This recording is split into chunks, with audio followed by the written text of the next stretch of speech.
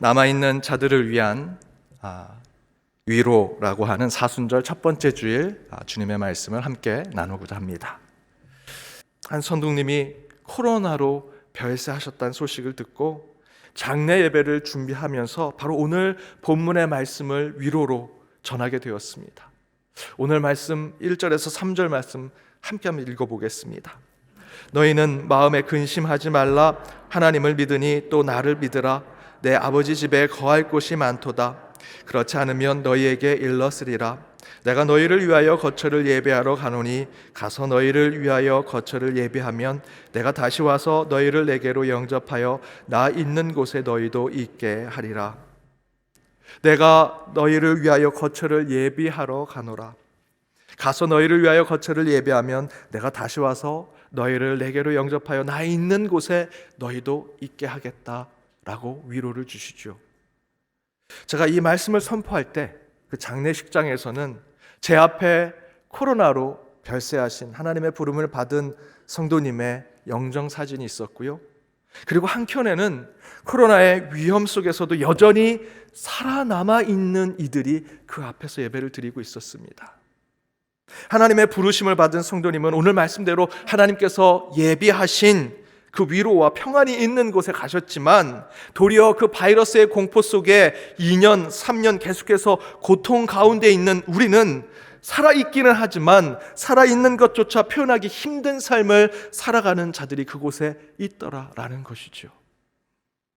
죽지 못해 살아남아 있는 자들, 죽고 싶을 만큼 온갖 아픔을 겪으면서도 여전히 살아있는 자들, 이렇게도 저렇게도 할 수 없는 답답한 마음을 갖고 3년을 버티고 사는 그저 살아남은 자들, 우리는 여기 이렇게 살아남아 매번 반복되는 사순절을 맞이하고 있더라라는 것입니다. 그런데 여기서 또 훈련, 영성, 신앙, 금식이란 이유로 또다시 사순절에 뭔가를 만들어서 해야 하는가, 또 뭔가 종교적인 성과를 내야 하는가, 또 사순절의 프로그램에 우리가 돌아가는 한 부속품처럼 그렇게 사순절을 지키는 것이 정말 하나님의 뜻일까 깊이 묵상하고 생각해 보았습니다. 그래서 저는 먼저 이 시대에 2022년 코로나 3년 차 때 사순절을 맞이하는 저와 여러분의 정체성이 무엇일까? 이 3년째 코로나 때문에 어쩔 수 없이 살아남은 자로 살아가는 저와 여러분의 정체성, 우리의 마음, 우리의 심령의 상태를 다시 한번 생각해 보았습니다. 그리고 저는 저와 여러분의 지금의 이 상태를 이렇게 규정했습니다. 우리는 남아있는 자들이구나. 우리는 남아있는 자들이다. 저와 여러분은요, 코로나에 살아남은 자들이고요, 죽어 마땅한데 죽지 못해 살아남은 자들. 이 코로나 때 교회가 얼마나 불신을 받고 있습니까? 이 교회의 불신의 시대에 그래도 여전히 교회를 지키고자 교회에 남아있는 자들이 저와 여러분이고요, 뭔지는 모르지만 보이지 않는 소망을 붙잡고 무작정 그저 하나님만 붙들고 살아가는 남아있는 자들로 지금 저와 여러분이 이 시대에, 이 성전에, 이 예배의 시간에 이곳에 남아있는 자로 있더라라는 것입니다. 그렇다면 남아있는 자들에게는 무엇이 필요할까? 무슨 훈련? 금식과 같은 신앙의 프로그램? 어떤 행사? 그런 것이 아니라 몇 주 전 제가 설교에 예하러 말씀드린 굿윌 헌팅이라는 영화에서 그 주인공이 말한 대로 코로나로 가족을 잃고 친구를 떠나보내고 지인이 죽어 하늘나라로 떠나보내는 그 상황 속에서도 남아있게 된 것은 너의 잘못이 아니다 라는 주님의 위로를 받는 것, 또한 아무것도 하지 못하고 할 수 없으며 아무것도 할 능력도 없는 것을 발견하여 그저 지금 이 자리에 서서 아무것도 못한 채 한탄만 하고 있는 저와 여러분에게 하나님은 너의 문제가 아니란다 라고 하는 주님의 음성을 나누는 것이 이 사순절에 정말 우리에게 필요하다라고 저는 생각했습니다. 남아있는 자들에게는 위로가 필요하다.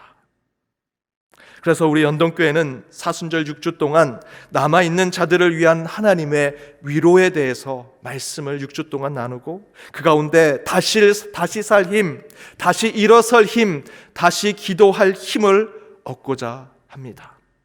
이 하나님은 오늘 본문을 통해 두 가지 위로를 우리에게 주십니다. 그 첫 번째는 남아있는 자들에게는 예비된 곳이 있다라는 것입니다. 이곳에 남아있는 저와 여러분에게는 끝이 있다. 마지막 종착지가 있다. 저희가 남아있는 목적지가 있다라는 것이죠. 오늘 본문 2절 뒷부분에 이렇게 말씀하고 있습니다. 내가 너희를 위하여 거처를 예비하러 간다. 알파와 오메가, 처음과 나중 되신 하나님은 하나님의 속성만이 처음과 나중, 알파와 오메가라는 것이 아니라 하나님의 속성을 그대로 닮은 하나님의 형상을 가진 저와 여러분도 처음과 나중, 알파와 오메가와 같은 그런 모습으로 창조되었다라는 것입니다. 곧 저와 여러분의 인생이 쳇바퀴 돌듯 돌고 도는 순환되는 그런 인생이 아니라, 우리의 시작점이 있다면 마치는 어느 인생의 끝날점이 있는 삶을 살아가는 것이 저와 여러분이다라는 것이죠. 돌고 도는 순환의 인생, 그런 것이 아니라 저와 여러분은 태어난 것이 있다면 죽어 끝내는 부름받는 곳으로 가는 존재라는 것입니다. 그것을 긴 인생이 아니라 짧은 한순간의 상황으로 말씀드린다면, 저와 여러분이 경험하는 인생의 고난 또한 시작이 있으면 그 인생의 고난이 끝날 지점도 있다라는 것이죠.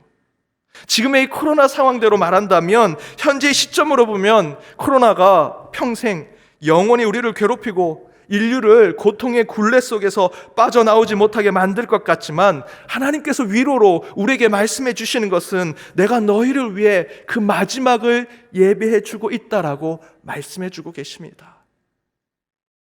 사랑하는 여러분, 여러분이 겪는 수많은 걱정과 근심된 일들, 가족과 직장에서의 억울하고 상심된 그 상황들, 지금 우리가 겪는 전 세계적인 재난과 고통의 문제들, 그 문제와 상황들 정 가운데서 보면 참으로 끝나지 않을 것 같고 평생 나를 괴롭힐 것 같지만, 하나님은 저와 여러분에게 이렇게 위로를 주십니다. 그렇지 않다. 내가 마지막 때를 예비하고 있다. 고통의 마지막 그 목적지를 너희에게 허락해 주겠다. 위로해 주고 계십니다. 이것이 끝나면, 이 고통의 굴레가 끝나면, 이 순간이 끝나면, 하나님이 이 고난의 순간, 아픔의 순간을 허락하셨는지를 깨닫게 될 것이다. 위로해 주고 계십니다. 한 배가 풍랑을 만났습니다. 때론 그 파도가 자신들이 타고 있는 배보다 훨씬 커서 도저히 이겨낼 수 없다라고 생각할 수 있습니다. 곧 파손될 것 같은 위험한 상황들이 계속 반복됩니다. 누가 보아도 이길 수 없는 싸움 같고 죽을 수밖에 없는 절망적인 상황을 경험하게 되죠. 그럼에도 불구하고 이 뱃사람들은 물을 퍼내고 파도가 칠 때마다 그 배를 붙들고 끝까지 버텨내서 배를 지켜내려고 합니다. 왜 그들이 그렇게 할까요? 그들이 그 풍랑만 이겨내면 정착할 항구가 그 풍랑 너머에 있기 때문입니다.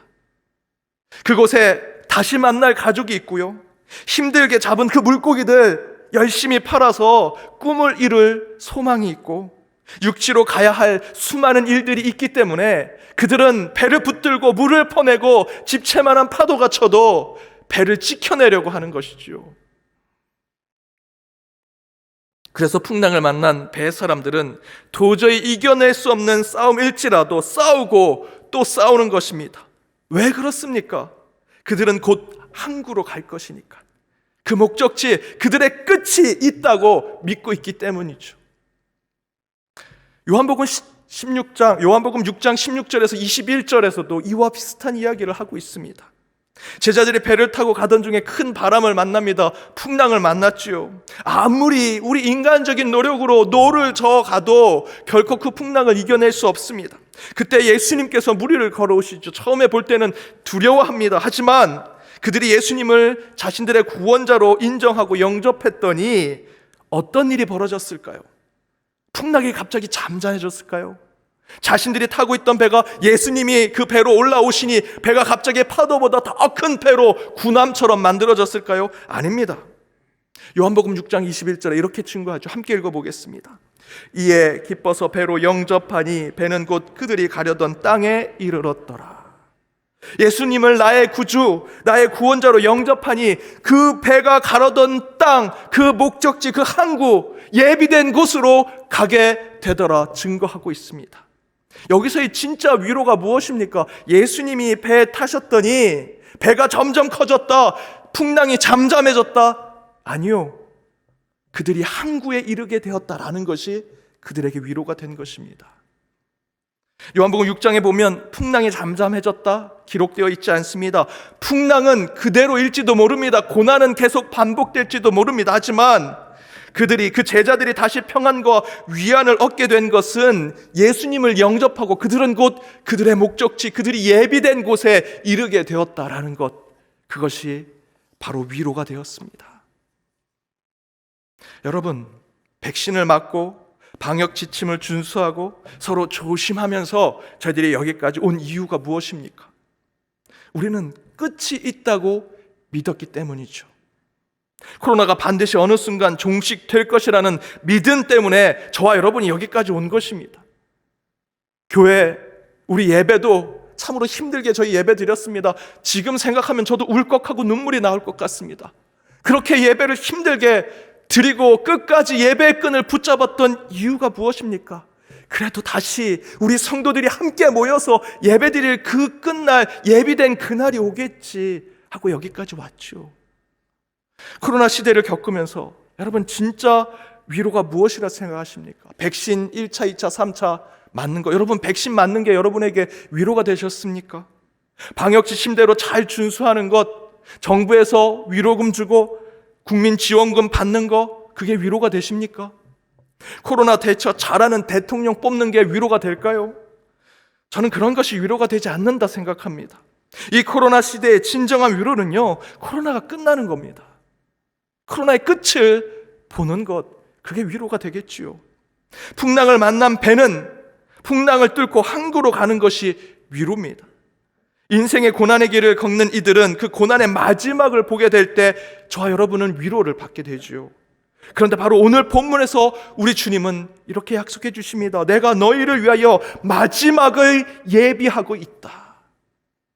사랑하는 여러분, 사순절에 왜 주님이 고난을 받으셨을까 묵상해 보십시오. 다른 것 아닙니다. 우리의 죄사슬, 우리의 의심과 불신의 죄, 우리를 지옥으로 이끌고자 하는 사단의 권세를 끊고 주님이 예배하신 그곳에 우리를 이르게 하시기 위해 우리 대신 친히 고난을 받으시고 십자가를 지시고 죽으신 것이지요. 따라서 사순절은 믿음의 삶의 목적지를 깨닫게 하고 마지막 그때를 사모하게 하는 영성의 기간입니다. 주님께서 저와 여러분을 이렇게 부르십니다. 힘들었지? 곧 끝날 거란다. 그런 주님의 음성 가운데 이 사순절 기간 더욱 주님의 위로를 받으시는 저와 여러분, 우리 연동의 모든 권속들 되시길 주님의 이름으로 축복합니다. 두 번째 하나님의 위로는요, 남아있는 자들은 마음에 근심하지 말고 너희가 받은 위로를 세상에 나누라 라는 것입니다. 사도행전 20장 35절에 이렇게 증거합니다. 우리 함께 읽어보겠습니다. 범사에 여러분에게 모범을 보여준 바와 같이 수고하여 약한 사람들을 돕고 또 주 예수께서 친히 말씀하신 바 주는 것이 받는 것보다 복이 있다 하심을 기억하여야 할지니라.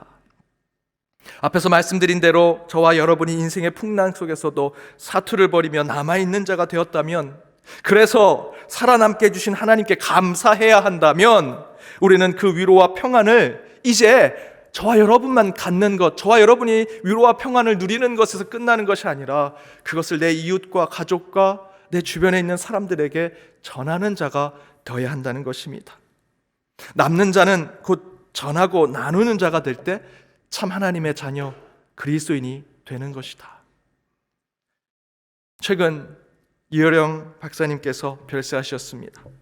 안 그래도 몇 달 전부터 암으로 투병하신다라는 소식 가운데 저를 비롯해서 많은 사람들이 걱정하고 기도하면서 저는 이어령의 마지막 수업이라고 하는 책을 사보며 우리 이어령 박사님을 더욱더 생각해 보았습니다. 그런데 그 안에 이 박사님께서 이런 말씀을 하십니다. 갈매기의 꿈 여러분 잘 아시죠? 리차드 바크라고 하는 작가가 쓴 이 갈매기의 꿈. 이 갈매기는 먹는 것을 찾으러 다니려고 날아다니는 것이 아닙니다. 더 높이, 더 멀리 날아가기 위해서, 그것이 갈매기의 꿈이죠. 그것을 쓴 이 리차드 바크는요, 이 책을 쓰고 자신이 글을 쓰던 타자기를 물에 버렸다고 합니다. 이 정도의 글이라면, 이 갈매기의 꿈과 같은 글이라면 이보다 더 완벽한 글을 쓸 수 없다. 나는 이제 글로는 득도와 해탈을 했다 라는 마음으로 자신이 쓰던 타자기를 물에 버리고 이 갈매기의 꿈이라는 글을 마지막으로 더 이상 글을 쓰지 않았다고 합니다. 그만큼 자신이 있었던 것이죠. 완벽했다는 것입니다. 그러나 이어령 박사님은 그것에 빗대, 리차드 바크에 빗대서 자신은 늘 부족하다고 생각하고 항상 글쓰기에 실패해서 죽을 때까지도 글을 쓰고 글을 남기게 됐다라고 본인을 이야기하십니다. 그러면서 이렇게 비유하십니다. 본인이 복싱 선수라면 본인은 늘 KO당하고 다시 일어서고 KO당하고 일어서고 KO당하고 일어서는 실패한 파이터다. 그럼에도 불구하고 KO 당하고 다시 일어섬에도 불구하고 다시 일어서 싸우고 또 KO를 당해도 다시 일어서 싸우는 이유는 내 경기를 보러 오는 이들을 위해서, 그리고 나를 보고 복싱을 배우고 다음 경기를 싸울 준비를 할 다음 세대 신인 선수들을 위해서 나는 쓰러져도 다시 싸우고 쓰러져도 다시 싸우고 실패해도 다시 글을 쓰고 실패해도 다시 글을 쓰고 지금까지 왔다라고 이야기하십니다. 실제로 책에서는 이렇게 표현합니다. 그게 희망이 될지 선물이 될지 나는 모르지만 내가 지금 할 수 있는 것은 그거니까. 내가 쓰는 글이 그들에게, 다음 세대에게, 남아있는 세대들에게 희망이 될지 선물이 될지는 모르지만 내가 할 수 있는 것이 쓰러져도 다시 일어나고 실패해도 다시 글을 쓰는 것이 내 운명이니까 난 이렇게 글을 쓴다. 왜? 남아있는 세대를 위해서. 상처 입은 복서가 몸을 일으키듯 말이 몸을 일으켜 다시 초원 위에서 달릴 준비를 하고 있었다. 저와 여러분은 3년 동안 코로나 때문에 인생의 링 위에서 KO를 당한 상처 입은 복서가 되었고, 수만 킬로의 길을 달려와 굽이 다 닳아서 더 이상 뛰고 걸을 수 없는 쓰러진 말이 되었죠. 지금 여러분을 보니 그런 모습입니다. 하지만 이어령 박사님은 그런 상처 입은 복서, 수만 킬로의 길을 달린 말이 되었지만 다시 남아있는 세대를 위해 무엇인가 남기고 전할 수 있다면 다시 일어서 싸우고 다시 일어서 달리겠다라고 마지막 유언을 남기셨습니다. 바로 이 정신이 우리 그리스도인들이 가져야 할 주는 것이 받는 것보다 복이 있다 하시는 주님의 말씀의 신앙을 이어가는 것 아니겠습니까? 하나님께서 저와 여러분을 매번 KO당하는 복서처럼 또 수만 킬로를 달린 진이 다 빠진 말처럼 만드셨지만 그럼에도 불구하고 여전히 남아있는 자로 세워주셨다면 우리가 이 땅에 남아있는 이유는 다른 것이 아니지요. 이어령 박사님의 유언의 말씀처럼 우리는 우리가 경험한 주님의 위로를 이 땅에 전하는 자로 살아가야 할 것입니다. 마지막 한 목사님의 수학여행 이야기로 말씀을 마치고자 합니다. 이 목사님이 고등학교 때 한 선생님을 만났는데 이 선생님이 불교 신자였습니다. 불교 신자 선생님이 특별히 기독교인 학생들을 차별하는 겁니다. 더 미워하고 더 싫어하더라는 것이죠. 시험 보고 틀린 만큼 때리고, 꼭 그렇게 때릴 때는 너 하나님 믿으면서 이것밖에 점수 못 받냐? 기도했는데도 이거밖에 점수 안 줘? 야, 헌금 좀 더 하고 한번 시험 봐봐. 그러면서 다른 친구들보다 더 세게 더 아프게 때리더랍니다. 기독교인 학생들이 그 선생님을 너무 미워하고 너무 싫어하게 되었습니다. 그러다가 수학여행을 갔는데 수학여행 숙소도 기독교인 학생들만 10명 따로 모아서 숙소에 보낸 겁니다. 그러다가 그들이 이제 마지막 때가 되어서 그들 10명 기독교 학생들을 모아놓고, 야, 니들은 술도 안 먹고 사고도 안 치니까 거기에서 기도하면서 수학여행 보내. 그렇게 한 방에 보낸 겁니다. 그러다가 마지막 날이 되었습니다. 수학여행 가면 마지막 날 다들 저녁엔 선생님들도 그 학생들을 자유롭게 놔두죠. 몰래 가져온 술도 먹고 거기서 자기들이 하고 싶은 것들을 다 하면서 난장판을 벌입니다. 다 아닌 것처럼 다들 이렇게 보십니다. 그런데 그때 기독교 학생들은 따로 모여 있지 않습니까? 기독교인이라고 하니, 교회 다니니 자기들은 술도 먹을 수도 없고 다른 것도 할 수 없는 겁니다. 그때 선생님이 그 숙소에 찾아오더니 설문지 한 묶음을 놓고 가시더랍니다. 그러면서 니들은 술 안 먹으니 이것들 좀 해라. 처음엔 이 선생님이 또 우리를 힘들게 하는구나, 우리를 무시하고 차별하는구나 라고 생각했다고 합니다. 그런데 그 선생님이 말을 이렇게 이어갑니다. 매번 마지막 날에 교육부에서 수학여행이 어땠는지 학생들에게 설문조사를 하는데, 마지막 날 끝나고 하면 다들 제정신 없는 전날에 술 먹고 난장판으로 놀다가 그 설문지를 조사하니 매번 학교가 마음에 안 들고 어느 선생님이 마음에 안 들고 그렇게 교육부에 올라가고 학교가 망신을 당하고 계속 문제가 일어나서 아이들에게 설문지를 할 수 없어서 니들이 대신 이 설문지를 좀 다 작성해야겠다, 미안하다라고 하면서 마지막에 이렇게 얘기하더랍니다. 그래도 니들밖에 믿을 애들이 없구나. 그 얘기를 들은 이 기독교 학생들이 이 불교 신자 선생님의 진심, 그 안에 있는 진짜 마음을 깨닫고 정말 열심히 설문지를 작성했답니다. 그 이후로는 기독교인으로서 더 신실하게 보일 수 있도록 노력했다는 것이죠. 아무리 미워해도 진짜 믿음이 가는 아이들은 교회 다니는 아이들이었다. 자신들이 믿음을 주는 남아있는 자였다라는 것이었습니다. 지금 우리 세상을 얘기하는 것 같은 생각이 들었습니다. 세상은 난장판이 됩니다. 하지만 정말 믿음을 줄 수 있는 곳은 우리 믿는 곳, 우리 교회가 돼야 되지 않겠습니까? 이곳에 위로가 있는 것이지요. 사랑하는 여러분, 우리는 어떤 이유든 살아남아 있는 자가 되었습니다. 왜 주님은 우리를 여전히 이곳에 남겨두셨는가? 그 뜻은 주님이 주신 그 위로와 구원의 삶을 세상에 전하라는 것이죠. 주는 것이 받는 것보다 낫다라고 하는 이 말씀을 지키라는 것입니다. 그것은 복과 은혜만을 주는 것이 아닙니다. 주님이 주신 그 물질의 복, 내게 주신 큰 눈에 보이는 것만 세상에 전하는 것이 아니라 저와 여러분이 받은 그 위로, 그 사랑, 그것도 누군가에게 전하라는 것이죠. 그래서 아까 광고 때 말씀드렸던 대로 이 카드를 드렸습니다. 하나는 말씀 카드고요, 하나는 뒤에 엽서처럼 되어 있습니다. 이 엽서에 받는 분의 이름을 써서 여기에 위로의 글을 여러분 전해주시길 바랍니다. 위로의 메시지를 줘서 우리 사무실 그리고 게일홀에 위로의 우체통이 있습니다. 거기에 넣으시면 우리 교인들을 위해서는 각각 우리 통신함에 여러분이 전한 그 신자에게 보내드리겠습니다. 또는 외부에 있는 분이라면 주소를 적어주시면 저희들이 우표를 붙여서 보내드리도록 하겠습니다. 저나 목회자들한테는 보내실 필요가 없습니다. 우리 성도님들이 서로 그 위로의 메시지를 전하면서 받는 것이 주는 것이 받는 것보다 낫다라고 하는 그 위로를 전하는 저와 여러분이 되길 바랍니다. 사랑하는 여러분, 저와 여러분은 이 어려운 시대에 남은 자들이 되었습니다.